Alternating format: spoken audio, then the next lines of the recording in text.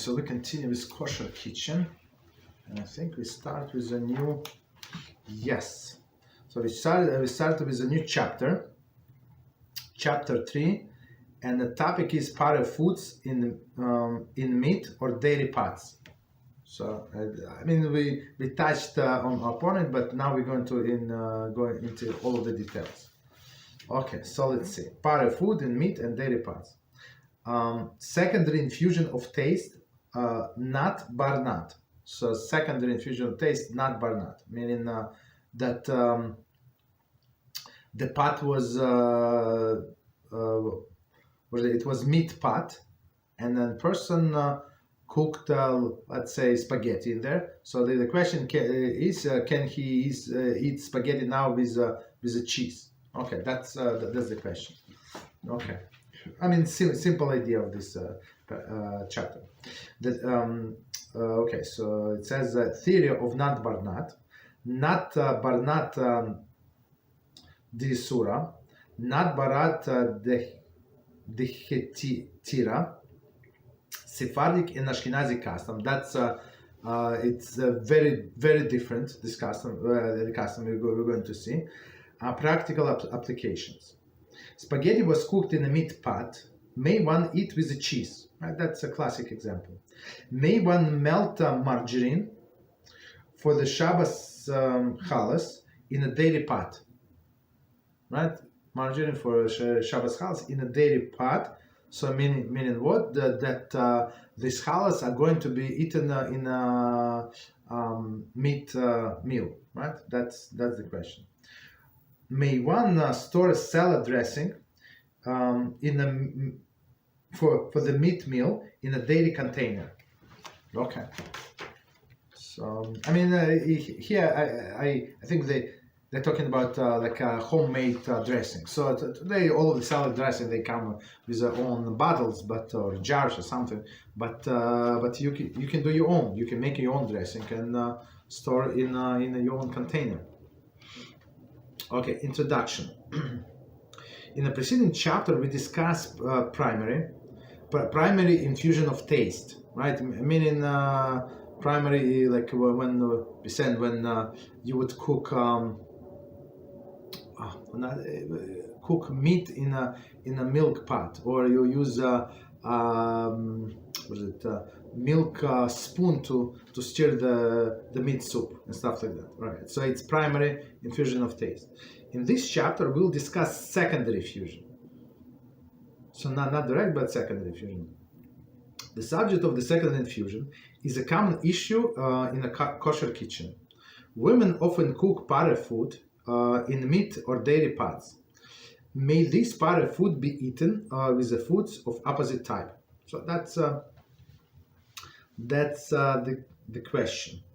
So as we said before a few times already, so it's proper to have just separate parve pots. That's it. So for sure you cook whatever you cook this spaghetti or something in a parve pot, so you can eat with whatever you want. You can eat with chicken later on, or you can eat them with a cheese, whatever you want, because it's 100% parve. That's a proper way. But if a person does not have this kind of pot, or it was used for something else, so okay. So let's see our situation. A simple example of secondary infusion question. A woman is serving meatballs and spaghetti for dinner. She correctly cooked the spaghetti in a meat pot, since it will be eaten with the meat. Okay, so far so good, right? So she's going to serve meatballs and spaghetti. Of course, she cooks separate. There is no problem. So, and now she cooks spaghetti because she's planning to serve with the meatballs in meat pot. Okay. So far so good. At the dinner time, one of the children informs her that she has a birthday party this evening, and since the ice cream will be served, she does not wish to eat meat. Okay, so this girl, right, Dora looks like, right, so she's getting ready for this party and said, no, okay, party, let's say in 3 hours, 4 hours, and the break between meat and milk should be 6 hours, as we said before, but we're going to discuss, I think, in details later on, right? So this daughter said, okay, thank you very much, but I don't want to eat meatballs at this point, right? Okay, because why? Because I want to eat ice cream or a pizza, whatever they're going to have in a party. Okay. Instead, she would rather eat spaghetti with cheese. Okay, so let's see. May she eat cheese with spaghetti cooked in a meat pot? So it was not planned. Okay, it was not planned.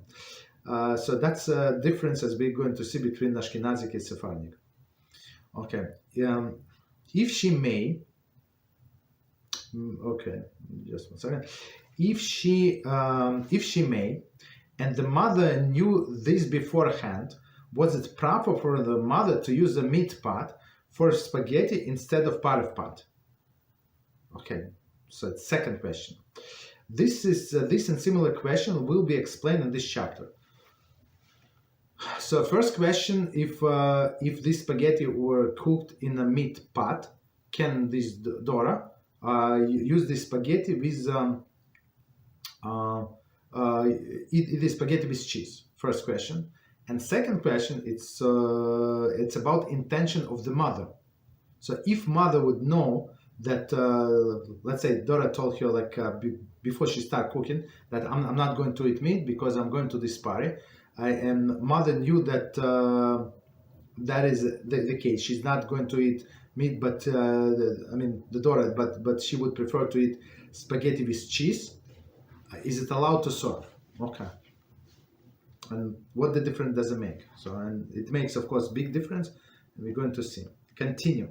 Before we discuss the halakhic ramification of the secondary infusion, it is important that we fully understand the definition of the parameters. The subject of the secondary infusion is somewhat complex, but we will attempt to present it in a simple form and apply the abstract principle to practical everyday situations. Okay, so we're going to simplify. So again, it's not meat. So the person can say, okay, this spaghetti, is it meat in this spaghetti that I cannot eat it with cheese? What is the issue? So it's secondary infusion. It's like one step removed. Okay. Okay. The basic principle of not bar not. So not bar not, we said it's secondary infusion. Right? It's, okay. A primary. Okay. Not bar not. A primary infusion. Food cooked in a pot infuses the taste directly into the pot. Food cooked in a pot infuses the taste directly into the pot.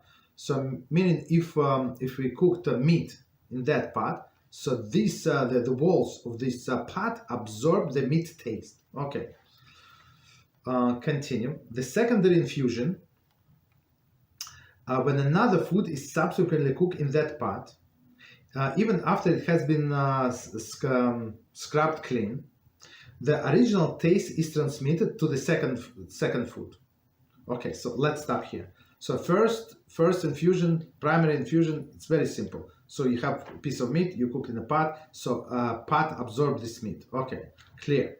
Secondary infusion, it's whatever was absorbed into the walls of the pot is going to be infused. That's why it's called secondary, into the next food that you're going to eat.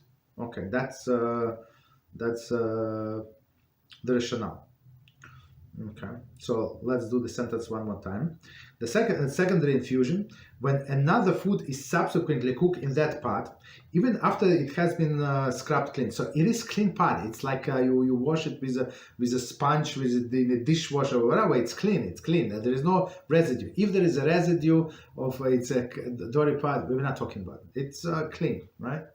The original taste is transmitted to the secondary food. So even from a clean pot, the food, as we said, was absorbed into the walls, and now it's going to transmit it to the second food. This secondary indirect infusion, there is food to pot to food, food to pot, meaning the primary, and to back to food, right, is known as Nasein Tam Bar Nasein Tam, literally infused taste, the son of the infused taste. Okay. Or Nat Bar Nat, for short. Nat Bar Nat. Okay. So meaning, one more time, it was from food, it went into the vessel, and from vessel, it went to the secondary food. Okay.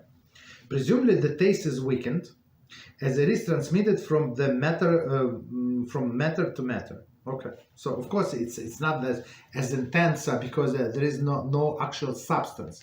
There is no actual meat, but only taste of the meat that was absorbed in pot.